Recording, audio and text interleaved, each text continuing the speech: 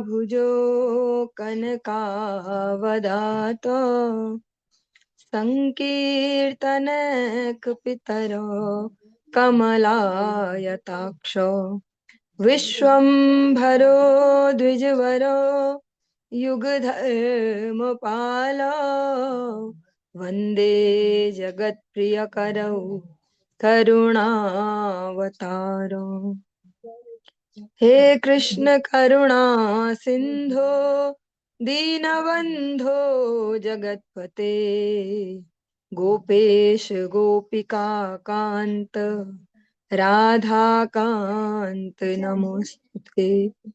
तप्त कांचन गौरांगी राधे वृंदावनेश्वरी वृषभानुसुते देवी प्रणमामि हरिप्रिये। गुरवे गौरचन्द्राय राधिकाय तदालये कृष्णाय कृष्णभक्ताय तद्भक्ताय नमो नमः। अपराधलक् हरि बोल।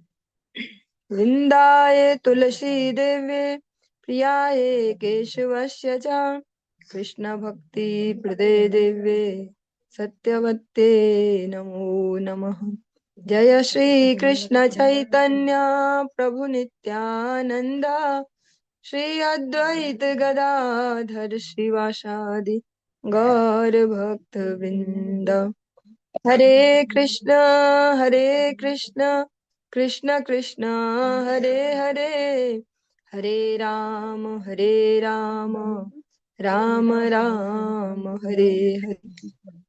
सर्वप्रथम भगवान के अभिन्न प्रकाश विग्रह श्री गुरुपाद पद्म पूज्य पात्र दंडी स्वामी अष्टोत्तर सत से श्रीमद भक्ति प्रसाद विष्णु गोस्वामी गुरुदेव महाराज के पावन श्री चरण कमलों में असंख्य कोटि दंडवत ज्ञापित करते हुए उनकी अहेतुकी कृपा प्रार्थना करती हूँ। वे अपनी कृपा वर्षण करें जिससे निज कर्ता अभिमान भाव को छोड़कर एकमात्र उनकी वाणी के वाहक के रूप में अपना परिचय दे सकूं। परम गुरुदेव नित्य लीला पृष्ठों विष्णुवाद श्री श्रीमद भक्ति दयित माधव गोस्वामी महाराज परमेष्ठी गुरुदेव जगत गुरु भक्ति सिद्धांत सरस्वती गोस्वामी ठाकुर प्रभुपाद व समस्त गुरु परंपरा जय युक्त हो। सपार्षद श्रीमन नित्यानंद प्रभु श्री गौर हरि वृंदावन बिहारी श्री राधा गोपीनाथ भगवान जय युक्त हो। वे हम सभी पर अपनी कृपा वर्षण करे जिससे भगवान के पवित्र नाम और हरि गुरु वैष्णव सेवा में हम सभी की रुचि उत्पन्न हो सके। सायकालीन कक्षा में हम श्रवण कर रहे हैं श्री चैतन्य भागवतम का मध्य खंड हम श्रवण कर रहे हैं और उसका जो 20वां अध्याय है उसकी आज 144 नंबर पे आज हम प्रारंभ कर रहे हैं। साधु निंदा सुनिले सुकृति है क्षय जन्म जन्म अधा पात वेदे कय। कल की कक्षा के विश्राम में हमने श्रवण भी किया था। श्री वृंदावन दास ठाकुर जी श्री नारद पंचरात्र और श्रीमद् भागवतम से उदाहरण देते हुए समझा रहे हैं जो दो प्रकार के जो कह सकते हैं यहाँ पे एक कंपैरिजन दिया गया, तुलना दी गई। एक तो कपटी व्यक्ति मतलब एक बुरा व्यक्ति जैसा हम कहते हैं अच्छा आदमी बुरा आदमी, एक तो वो है कि जो स्पष्ट में ही ऐसे बुरा जिसको बोलते हैं कि ठप्पाई लग जाए ये बुरा है, पर वो अकेला बुरा है। हाँ, वो औरों को फिर वो कुछ नहीं कर पाता क्योंकि वो बुरा उसका सबको पता है। पर एक वो होते जो अच्छे आदमी की शक्ल में बुरे आदमी होते हैं। अनेक लोगों को अपनी बातों से उनको बरगला के गलत रास्ते पर जो ले जाते हैं और दिखते हैं अच्छे आदमी जैसे, तो वो ज्यादा खतरनाक है। धर्म ध्वजी जो धर्म सीधे सीधे कहें धर्म गुरुओं के वो पद पे सुशोभित होके और जो भगवान की उपस्थिति है उसको इस जगत से मिटाना चाहते हैं, ऐसे व्यक्तियों की यहाँ महाप्रभु ने निंदा की। वृंदावन दास ठाकुर जी कहते हैं भाल रे आई से लोक तपस्वी देखीते साधु निंदा सुनी मरी आय भाल मते साधु निंदा सुनिले सुकृति हय छाय, जन्म जन्म अधा पात वेदे काय। वाटो यारे सबे मात्र एक जन्म मरे, जन्मे जन्मे क्षणे क्षणे निंदक सहरे। तपस्वियों के दर्शनों को लोग भले के लिए आते हैं, परंतु वहां साधु निंदा सुनकर वह सर्वनाश को प्राप्त करते हैं। मतलब जो सो कॉल्ड धर्म ध्वजी जो लोग हैं, उनके पास पब्लिक क्या सोच के जाती है ऐसे। अगर हम अभी पूरे विश्व की या अलग अलग कल्चर की बात ना करें, हम अगर अपने भारतवर्ष और सनातन धर्म की बात करें, तो यहाँ अनेक अनेक ऐसे सो कॉल्ड धर्म गुरु होते हैं जो धर्म के नाम पे और इस इस प्रकार से ही जाने जा रहे हैं कि धर्म गुरु अलग अलग उन्होंने संप्रदाय पंथ बनाए और लाखों लाखों शिष्य एक एक व्यक्ति के, और वही उनकी इमेज बन जाती कि ये है। लेकिन वास्तव में तो है नहीं वे ऐसे सनातन धर्मी। भगवान की बात नहीं करते, सुंदर सुंदर बातें करते हैं, सुंदर सुंदर बातें ऐसे ही बोलते हैं उठा के कि गीता में ऐसे लिखा है, या कबीर दास जी ऐसा बोलते हैं, उनको बदनाम करते हैं, उनके नाम से अपने व्यापार को चलाते हैं। जैसे उदाहरण के लिए कबीर दास जी की जो इमेज आज के समय तक जो बन चुकी है, वो है एक निराकारवादी और ढोंगियों का मतलब जो जिसको हम धर्म कहते हैं उसको कहा जाता है पाखंड। और कबीर दास जी पाखंड को मिटाने वाले साधु, ऐसा उनको फेमस कर दिया गया है। ऐसा ऐसा उनको कहीं ऐसा नहीं बताया जाता कि वे भगवान श्री राम के इतने अनन्य भक्त हैं। हाँ, राम नाम जप करते हैं, उसको जप करने की सबको शिक्षा देते हैं, रामानंदी संप्रदाय से दीक्षित, ऐसा कोई उनका परिचय नहीं देता। अलग से उनके नाम से भी पंथ चल रहे हैं ऐसे अलग अलग, जो ये तो एक एग्जाम्पल है, पर ऐसे अनेक अनेक भारत देश में तो बहुत सारे हैं। तो वहां लोग जाते हैं उनके उस लुक को देख के कि ये साधु है, मतलब कुछ बढ़िया यहाँ मिलने वाला है, और वे वहां श्रवण करते हैं वास्तविक साधुओं की निंदा। हाँ, और जो वास्तव में भक्त है उनकी वहां निंदा सुनते हैं कि ये लोग ढोंगी है, ये ऐसे है वैसे, बड़े बड़े तिलक लगा रहे हैं, ऐसा माला फेरते रहते हैं या ड्रामबाजी और ऐसा ऐसा। तो उससे क्या होता है, वे अपने सर्वनाश को प्राप्त करते हैं, क्योंकि जो भक्त निंदा है उसका कोई उपाय नहीं है शास्त्रों में, उसको धोने का, उस अपराध को धोने का कोई उपाय नहीं है। भगवान के प्रति कोई अपराध हो जाए तो भगवान के नाम से धो सकते हैं, पर भक्तों के अपराध को धोने का कोई ऐसा उपाय नहीं है। साधु निंदा श्रवण करने से सुकृति का क्षय हो जाता है। वेद कहते हैं इसे जन्म जन्म में अधःपतन होता है। बट मार मतलब लुटेरा तो केवल एक ही जन्म में मारता है, परंतु निंदक का संहार तो क्षण क्षण में जन्म जन्मांतर तक होता रहता है। हाँ, कल भी हम श्रवण कर रहे थे कि लुटेरे का और एक सो कॉल्ड धर्म ध्वजी जो व्यक्ति हो ऐसा, उसमें जो कंपैरिजन था कि लुटेरा बेस्ट, उससे लुटेरा बेहतर उन दोनों में से अगर देखा जाए, जो लूटते हैं और धन लूट लेते हैं ऐसा कुछ, पर जो धर्म गुरु के नाम पे फिर धन का हरण करते हैं वे ज्यादा डेंजरस है। यहाँ पर भी इस प्रकार से कहा लुटेरा है वो एक ही शरीर का ऐसा नाश करेगा, मतलब फिर अगला जन्म मिल जाएगा ना, अगर टाइम बचा था, वो टाइम से पहले उसका उसने व्यक्ति को मार दिया तो जितना समय बचा था उसका मनुष्य जीवन वापस मिल जाएगा उतने के लिए। लेकिन जो ऐसे सो कॉल्ड धर्म ध्वजियों द्वारा जो मारे जाते हैं, वो मृत्यु कैसी है, वो जन्म जन्मांतर तक है, वे अधा पतन की ओर नीचे की ओर नीचे की ओर, उनका वैसा नहीं होगा कि इतना मनुष्य जन्म वैसा, क्योंकि उनकी पूरी चेतना को ही ऐसे डाउन कर लिया गया है ना, जो उनकी कह सकते हैं चेतना या जो थिंकिंग प्रोसेस है वही ऐसे अधो गमन की ओर लगा दी गई है।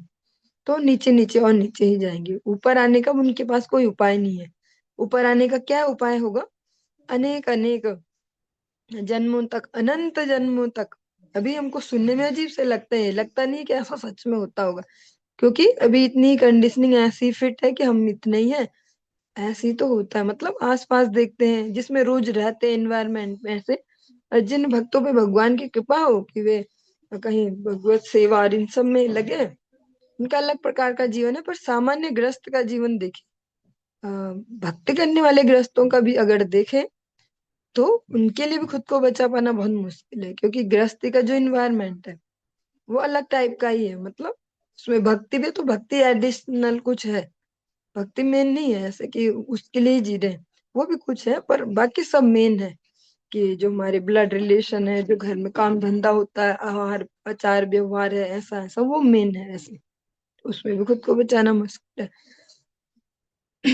किंतु ऐसे जो भक्त शून्य जिनके जीवन हो जाते हैं, उनके लिए कोई ऑप्शन नहीं बचता, उनके लिए यही ऑप्शन है कि अनंत अनंत जन्मों तक भटकेंगे, अलग अलग प्रकार की यातनाएं झेलेगी वो जीवात्मा, और फिर कभी जाकर किसी जो अहेतु की कृपा करने वाले, जो भगवान के कोई भक्त की उन पे दया हो जाए, वो भी बिना वजह के, ये नहीं कि कोई वजह है, तब उनके लिए कोई ऑप्शन फिर से खुलेगा। तो इतना बड़ा डिफरेंस है। एक कोई हरी बोल, कोई चोर उचक्का कोई मर्डर कर दे उसमें, और कोई धर्म गुरु उनका मर्डर कर दे, उसमें बहुत बड़ा डिफरेंस आ जाता है। चोर उचक्का डायरेक्ट मर्डर करे तो अगला जन्म तुरंत तैयार है, ऐसे धर्म गुरु जिनका मर्डर कर दे उनके लिए अनंत जन्म भी। इसको एक और एग्जाम्पल से समझ सकते हैं, थोड़ा अति संवेदनशील है, पता नहीं कितना न्याय हो पाएगा नहीं हो पाएगा। जैसे अनेक बार हम सुनते हैं ना कि वो भक्त हैं, या ऐसे जैसा भी पूरे संपूर्ण विश्व का परिदृश्य चल रहा है, कि अलग अलग जगह कुछ कुछ चलते रहता है ऐसे, जो बहुत सारे पंथ हैं इस प्रकार से ईश्वर विहीन पद्धति वाले, या भक्तों को कहीं कुछ करते कहीं कोई नुकसान। जैसे हम सुनते हैं बांग्लादेश में ऐसे हुआ, वहां मंदिर में ऐसे हुआ, विग्रह जलाए, भक्त मारे, भगवान कहाँ गए, ऐसा वैसा। तो वहां ये तो नहीं है कि भगवान वहां ऐसे फटाक से आ जाएंगे जैसे प्रहलाद महाराज के लिए आए, क्योंकि सुनने में तो अजीब लगेगा, पर प्रहलाद महाराज जैसे भक्त नहीं है अभी, सुनने में अजीब सा है, क्योंकि हम सभी को ही लगता है हम सब भक्त हैं, हमने गुरु जी से दीक्षा ले लिया, माला भी जब करते हैं, एकादशी करते हैं, हम भक्त हो गए। पर प्रहलाद महाराज सच में भक्त थे, वो ऐसे भक्त नहीं थे कि जिनका रूटीन था उसको माला हो जाए और बस शांति पड़ जाए ऐसा। वो वाले जो यो माम स्मरते नित्य सा, हम निरंतर स्मरण नहीं करते, हम निरंतर स्मरण करते अपने कामों का, ये वाला भी छूटा भी, ये वाला भी छूटा, और वो हर दिन कुछ ना कुछ रहते, कभी हम खाली नहीं है, हर दिन कुछ ना कुछ छूटा है, तो हम उसका स्मरण करते, संसार का ही रात दिन, संसार संसार संसार। प्रहलाद महाराज जी का अलग लेवल है। तो हम सीधे यहाँ जो कंपैरिजन करते हैं ना, कि वहां ठाकुर जी ने कुछ क्यों नहीं किया, फिर उनका ऐसा बोलते हैं, भगवान ने तो प्रतिज्ञा की है ना, मैं भक्ता प्रणश्यति, वहां क्यों नहीं, वहां तो जगन्नाथ जी थे और भक्तों को मारा वहां पे भगवान ने। भगवान वह वैसा वाला तो नहीं करते, क्योंकि वो उस लेवल के नहीं है हम सभी, पर भगवान वहाँ वो वाला करते हैं, क्योंकि जी हाँ, जन्म खत्म नहीं हो जा रहा है, यही वाला जैसे भी बोला, लुटेरे ने एक एक जीवन को लूट सकता है लुटेरा, उनका वैसा वाला जीवन तो ध्वस्त नहीं हुआ ना, आध्यात्मिक वाला।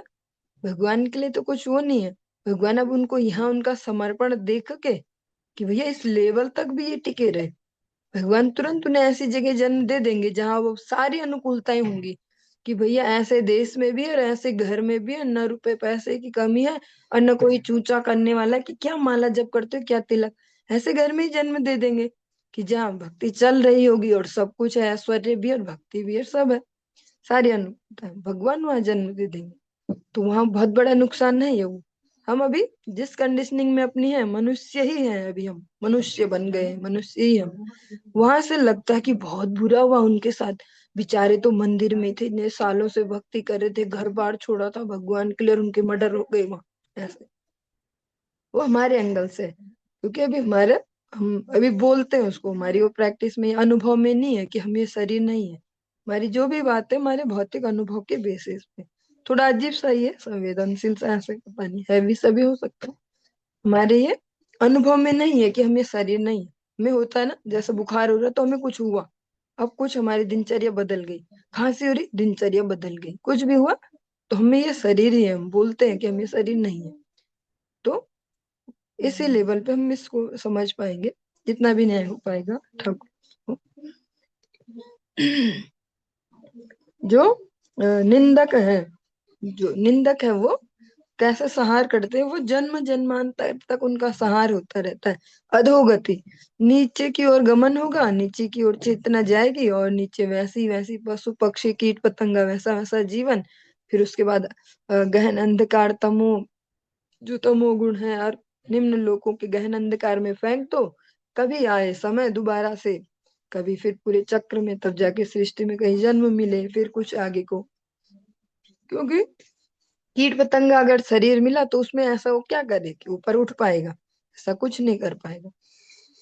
तो ये बहुत ही संवेदनशील सा मामला है। अगर इसको हम प्रैक्टिकली अपने जीवन में फॉर्मूला लेना चाहें तो निंदा को हमें जोड़ लगा के छोड़ना पड़ेगा, कहना भी और सुनना भी छोड़ना पड़ेगा। अतएव निंदक सन्यासी बाटो यार हते ओ अनंत दुराचार। अब्रह्म स्तंभादि सब कृष्ण वैभव, निंदा मात्र कृष्ण रुष्ट कहे शास्त्र सब। अनिंदक है ये सकृत कृष्ण बले, सत्य सत्य कृष्ण तारे उद्धारी वहले। अतएव निंदक सन्यासी और बटमार, इन दोनों में निंदक सन्यासी बटमार से भी अनंत गुना अधिक दुराचारी है। जो स्पष्ट कहा, जैसे भगवान का जो न्याय है थोड़ा डिफरेंट टाइप का है। बाहर से जो सो कॉल्ड साधु वेश में घूम रहे हैं, सो कॉल्ड धर्म ध्वजी बन के जो घूमते हैं, बाहर से तो बहुत बढ़िया है ना कि वो वाले महाराज हैं और वो तो राजनीति के शिखर पे भी चल रहे हैं, आध्यात्मिक गुरु भी हैं, और इतनी सारी प्रॉपर्टीज भी है देश विदेश में, और लाखों नहीं करोड़ों शिष्य भी हैं, और जय जयकार है, और बहुत बढ़िया, और ऐसे हाँ बहुत बढ़िया सा। लेकिन भगवान की नजर में वो जिसको यहाँ कहते हैं कि जेल में डालो और ये ऐसा और वैसा, उस लुटेरे से भी ज्यादा वो दुराचारी वो है। न्याय व्यवस्था जो भगवान की उसमें ठीक वहां ऐसा सिस्टम है। क्योंकि वो बेचारा तो क्या एक आध को कोई नुकसान दे दे रहा कुछ वो, पर वो उनकी चेतनाओं का ही नुकसान कर दे रहा, अनंत जीवनों के लिए उनको भटका रहा है ऐसे। ब्रह्मा से लेकर तृण आदि सब कुछ कृष्ण का ही वैभव है। इसलिए सभी शास्त्र यही कहते हैं कि निंदा करने मात्र से कृष्ण रुष्ट हो जाते हैं। और निंदा को छोड़ने का जो सबसे अच्छा कह सकते हैं मतलब कारण है जो कि किस लिए निंदा करना छोड़ दिया जाए, सुनना छोड़ दिया जाए, कि ठाकुर जी बड़े गुस्सा होते हैं उससे जो निंदा करते हैं, जो निंदा सुनते हैं। भगवान बड़े प्रसन्न होते हैं उनसे जो निंदा नहीं करते हैं और नहीं सुनते हैं। अनिंदक होकर जो एक बार कृष्ण कहता है, कृष्ण उसका सचमुच ही उद्धार कर देते हैं। इसीलिए कई बार जब क्वेश्चन पूछे जाते हैं कि भैया ऐसा बोलते हैं कि राम नाम ताड़ देता है तो फिर जीवन भर माला क्यों करे, जीवन भर माला इसलिए करें, अरे इसको पूछने वाला जो हो उसके लेवल पे भी वो बात है। जीवन भर माला इसलिए करें कि हम अपराध शून्य होकर एक भी नाम वैसे कर नहीं पाते इस जीवन में। अपराध शून्य है या लह कृष्ण नाम, नित्यानंद प्रभु इस प्रकार से कहते हैं। भगवान का जो नाम है वो अपराध शून्य करना पड़ता है, और अपराध शून्य नाम उसमें फिर कोई सा चिंता नहीं चलता कि वो माला जब कर रहे हैं और सारी टेंशन है, 1 घंटे बाद वहां भी जाना है, फिर ये काम भी, और उसने उस दिन ऐसा किया था और वो बहुत बोलता है और वो सामान कहाँ गया और ऐसा ऐसा ऐसा। तो वो सब अपराध युक्त नाम है ऐसे, उसी कैटेगरी में हम सब चल रहे होते हैं भी सामान्य ऐसे, मतलब ये भी सोच वो भी सोच वो भी ऐसे। ये मैं अपने एक्सपीरियंस से कह रही हूँ, आप सबका नहीं, सबका अपना अपना एक्सपीरियंस है, अपना भिन्न भिन्न। मतलब इस प्रकार से ऐसे सोचते सोचते बस ये माला पूरी हो जाए ना, फिर उसके बाद ऐसा ऐसा ऐसा ऐसा सब। तो जितना जो भी चिंतन है, भले हम किसी की निंदा उसमें ना भी सोच रहे हो, पर ये भी अपराध नहीं है कि वो अन्य अन्य चिंतन को करना हरि नाम के समय। तो नाम अपराध शून्य नहीं हो पाता, इसीलिए उस नाम की कृपा नहीं मिलती। इसीलिए जीवन पर्यंत करना पड़ेगा, क्या पता कोई सा एक नाम गलती से सही निकल जाए ऐसा भगवान का। और ये तो उनके लिए है, हम जैसों के लिए कि जिनको नाम की महिमा नहीं पता तो पूछते क्यों करे जीवन भर, और जिनका नाम में प्रेम है तो वो नहीं पूछते कि क्यों करे जीवन भर, क्योंकि उन्हें प्रेम है उस नाम से। जैसे गुरुदेव कहते हैं कि नाम में रस उत्पन्न करो, नाम में रस उत्पन्न करो, मतलब नाम में जिसको रस आ जाएगा तो वो क्यों बोलेगा कि क्यों करे जीवन भर, क्यों करे रोज रोज माला ऐसे। जो इसीलिए श्री वल्लभाचार्य जी बहुत सुंदर सा भगवान के नाम की महिमा को गाते हैं। यदि अनामापि हरत्यशेषम् गिरि प्रसारानपि पापराशिम् आश्चर्यरूपो ननु चारिदृक् दृष्ट्वा श्रुतो वा न मया कदापि। कि अगर कोई पापी इतने इतने पाप भी कर ले कि सबसे बड़े पहाड़ से भी ज्यादा ऊंचा ढेर बन जाए, पर आपका एक नाम ही सक्षम है उस पूरे ढेर को बिल्कुल ही तत्क्षण, सेकंड भी नहीं है उसमें, अगर नैनो सेकंड भी बोले हम, बहुत छोटे से हिस्से में समय के उसको पूरे को जला सकता है। पर वो नाम कौन सा है? वो नाम वो वाला नहीं है जो हम गिन लेते हैं, आज तो 1 लाख भी हो गया और ऐसा ऐसा, और 64 हो गई, आज 32 हो गई, ऐसा। वो नाम है अपराध शून्य नाम, जब भगवान का अपराध शून्य नाम, बिना कोई भगवान से उसके प्रति उत्तर के कि मतलब इसके बदले क्या मिलेगा, ऐसे माला जब करते तो सब ठीक हो जाता है, सब अनुकूल हो जाता है, लोग ज्यादा निंदा भी नहीं करते, ऐसा, और सब कुछ जैसा जैसा चाहते हैं वैसा वैसा हो जाता है। वो सब जो अन्य अभिलाषाएं हैं उनको छोड़कर जो नाम किया जाए, सबके प्रति निंदा शून्य हृदय करके जो नाम किया जाए, उस वहां पे नाम की बात कर रहे हैं वल्लभाचार्य जी, कि जो अपराध शून्य नाम है वो है इतना पावरफुल। और जो अपराध युक्त नाम है वो क्या है? हमें और नीचे क्यों ले जाएगा? वह ऐसा ऐश्वर्य देगा हमें कि हम भगवान से और दूर होते जाएं, और हमें लगेगा बहुत कृपा है ठाकुर जी की, तो बहुत कृपा है ठाकुर जी की, जब से माला जब करना शुरू किया सब ठीक हो गया, क्योंकि हमारे ठीक ही यही डेफिनेशन है अभी। तो हमें लगेगा सब ठीक होने लग गया जब से माला कर रहे हैं ऐसे। पर प्रथम श्रेणी में वो ठीक है, पर गुरु वैष्णव कृपा करके जो हरि कथा सुनाते हैं, नाम महिमा, उसको सुन के धीरे धीरे प्रयास करके थोड़ा थोड़ा उसकी क्वालिटी और ठीक करते जाएंगे, तो फिर सूक्ष्म बुद्धि उदित होती जाएगी कि संसार के पदार्थ से मिलना भगवान की कृपा नहीं है। वो तो जैसे तुलसीदास जी तो बिल्कुल ही सरल भाषा में कह देते हैं कि अंत समागम हरि कथा, जो भक्तों की संगति और भगवान की कथा, तुलसी दुर्लभ दो, ये बहुत दुर्लभ है, और सुत धारा और लक्ष्मी पापी के भी हो, तो ये मिलना, सुत वित नारी, ये सब मिलना भगवान की कृपा नहीं है। ये तो पापियों के भी होते जिनको भगवान से लेना देना नहीं है। भगवान की वास्तविक कृपा है साधु संग में हमारी रुचि उत्पन्न होना, हमारी श्रद्धा उत्पन्न होना, और भगवान की लीला कथाओं में हमारी रुचि उत्पन्न होना, ये भगवान की वास्तविक कृपा। क्योंकि यही हमारे धन है जो हर जीवन में हमारे साथ चलेंगे। बाकी जो धन है वो शरीर छूटते ही मान लिए उनका जो भी मूल्य है वो मूल्यहीन हो जाएंगे, वो हमारे फिर काम के नहीं हो। चारि वेद पढ़ी आओ यदि निंदा करे, जन्म जन्म कुंभी पाके डूबिया से मरे। भागवत पढ़ी आओ कारो बुद्धि नाश, नित्यानंद निंदा करे हई वे सर्वनाश। यही नव द्वीपे गौर चंद्र प्रकाश, न माने निंदक सब से सत्य विलास। चैतन्य चरण यार आछे मति गति, जन्म जन्म हया ये न तहर सहति। अष्ट सिद्धि युक्त चैतन्य ते भक्ति शून्य, कबू ये न देखो से पापी ही न पुण्य।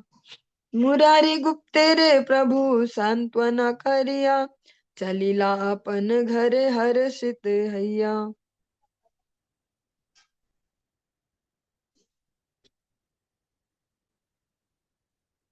चारों वेदों का अध्ययन करते हुए भी यदि कोई व्यक्ति निंदा करता है तो वह जन्म जन्म में कुंभी पाक नामक नरक में डूबकर मरता है।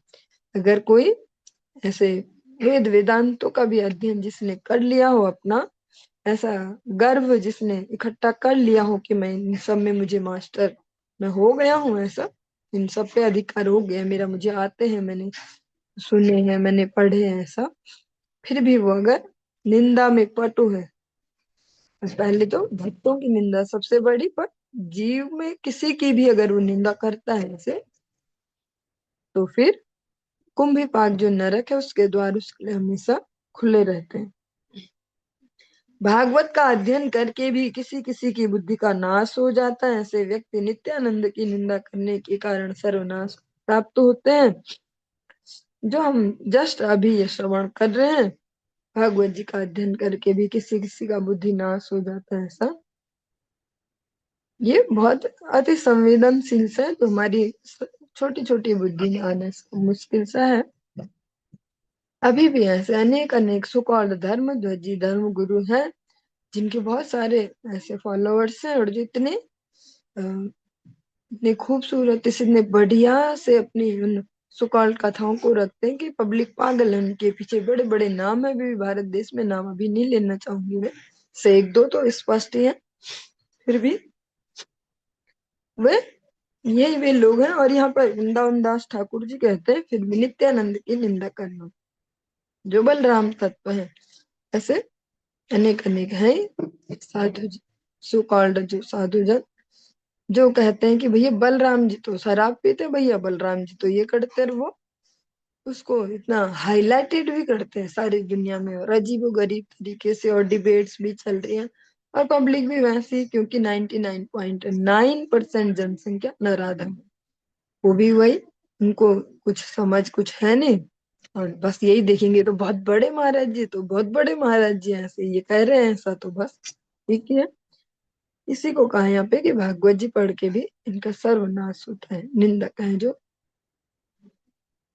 क्योंकि जिस भक्ति राज्य की ओर गुरु वैष्णव कृपा से हम चलने का जो स्टेप ले रहे हैं, वो बड़ा ही सूक्ष्म है। ये वैसा नहीं है कि सुकॉल्ड सत्संग हमने लिया है और अब लाइफ में सब सेट हो जाने वाला है। मतलब सेट मतलब जिस जिससे हमारा अहंकार बढ़ सकता है वो हमें मिलेगा, और खूब अभिमान से फूले रहेंगे कि हमारा तो बहुत बढ़िया चल रहा है, ऐसा ये वो वाला भक्ति राज्य नहीं है। ये वो है, सारे अभिमानों को शून्य करके भगवत दासत्व का अभिमान वहां पे रखना। अभिमान इसमें भी मिलता है, अभिमान ही यहाँ भी चाहिए, पर वो है भगवत दासत्व। वो वाला नहीं है मैं इस संपत्ति का मालिक, मैं इन व्यक्तियों का मालिक, मैं इन संबंधों का मालिक, वो सब, वो सारे अभिमान शून्य करके एक ही अभिमान, जैसा हनुमान जी कहते दासो हम कौशलेंद्रस्य, यही अभिमान की भगवत दासत्व का अभिमान। इस नवद्वीप में गौर चंद्र का प्रकाश हुआ है, उनके इन सब सत्य विलासों को निंदक जन स्वीकार नहीं करते हैं।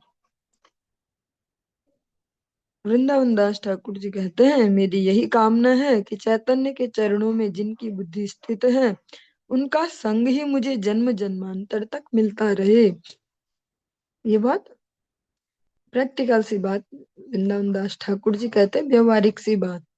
जैसा आज हम मॉडर्न समय में, आधुनिक समय में अलग अलग प्रकार के सुनते हैं ना, ऐसा चल रहा है वैसा चल रहा है, ये वाली साइकोलॉजी, ऐसी साइंस, और वैसा, तो ऐसे कहते हैं ना कि जैसा हम अपने लिए सोचेंगे और उसको फोकस करते जाएंगे और सेट करते जाएंगे कि यही है, क्लियर क्लियर डिसीजन है, तो उतना जल्दी मिलता है। तो ऐसे ही कि मुझे केवल उनकी संगति मिले जिनका श्री चैतन्य चंद्र के चरणों में अनुराग हो।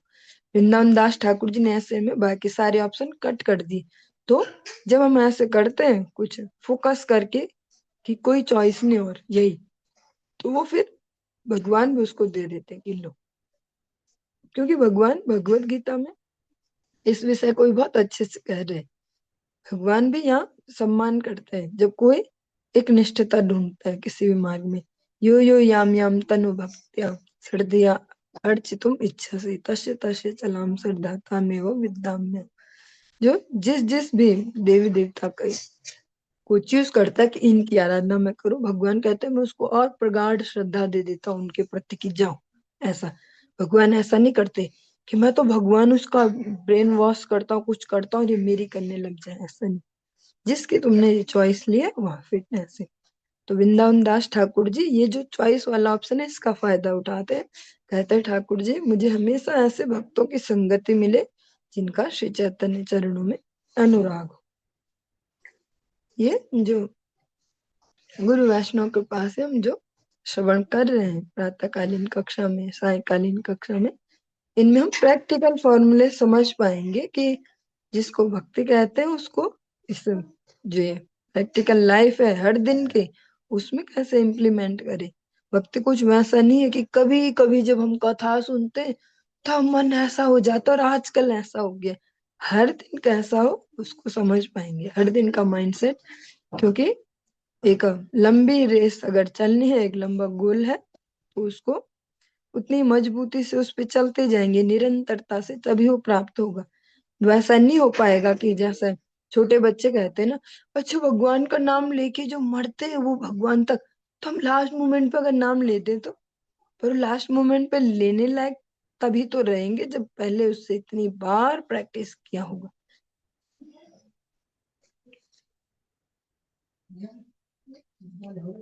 चैतन्य में हरि बोल। चैतन्य में भक्ति न रखने वाला पापी पुण्यहीन व्यक्ति यदि अष्ट सिद्धि युक्त भी है, तब भी मैं कभी भी उसके दर्शन करना नहीं चाहता हूँ।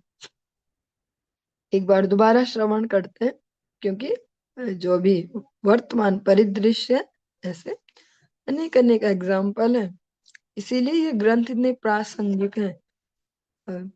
इनको तो नहीं पता था कि कभी हम भी सुनने वाले होंगे और उस समय ऐसी कोई आसपास भी होंगे, और तब ये हर समय प्रासंगिक रहते हैं। ये इन ग्रंथों की विशेषता है, इसीलिए ये भगवान के वांग में विग्रह है। ये हमेशा प्रासंगिक है, हमेशा जब भी जिस काल में श्रवण किए जाए।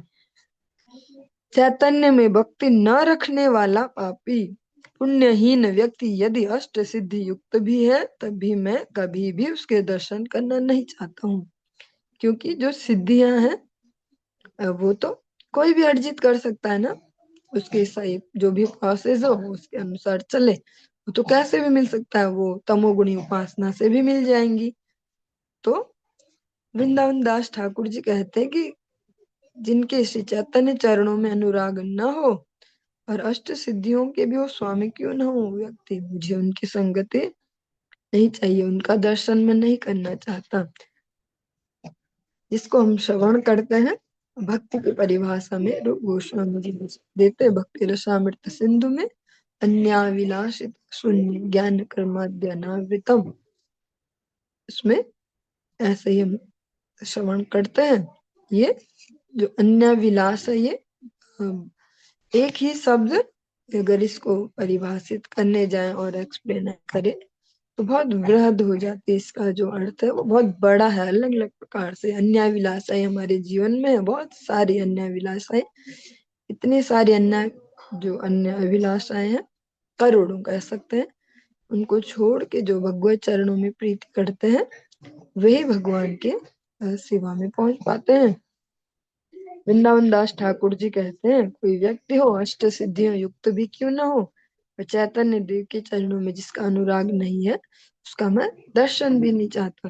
क्योंकि अभी समय ऐसा ही है ना, जैसा डायलॉग भी बोलते हैं, चमत्कार को नमस्कार, ऐसा कि भैया जो भी हो पर ये तो बड़े चमत्कारी बाबा, या ये ऐसे या वैसे।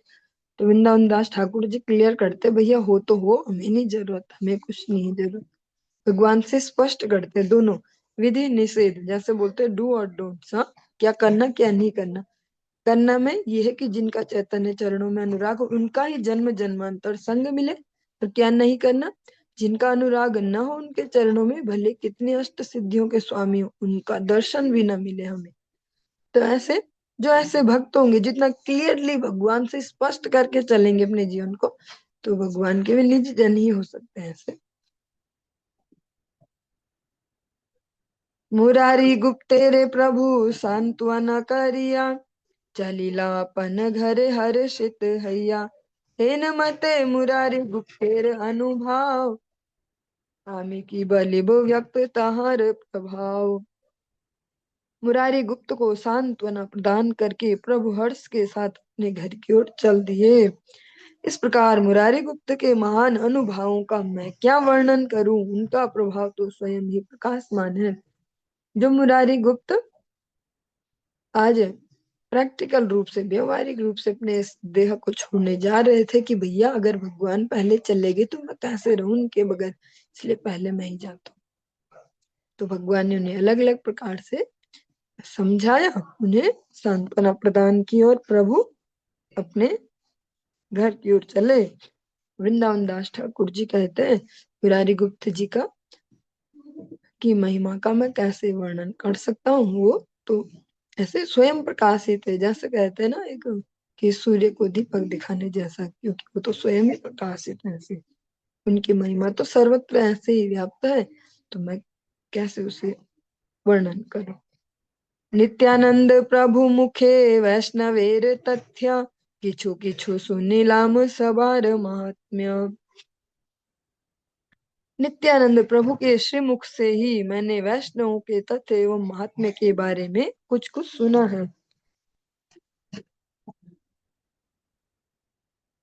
जो वृंदावन दास ठाकुर जी हैं, वे बालक हैं उस समय, और उन्होंने श्रवण किया इसको नित्यानंद प्रभु से, सब भक्तों के बारे में जो कहते हैं, मैंने उनसे जो सुना है उससे ही मैं कह रहा हूँ।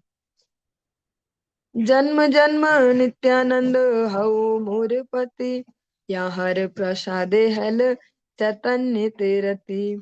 जय जय जगन्नाथ मिश्रेर नंदन, तोर नित्यानंद हऊ मोर प्राण धन। मोर प्राणनाथेर जीवन विश्वम्भर, ए बड़ भरसा चित्ते धरि निरंतर।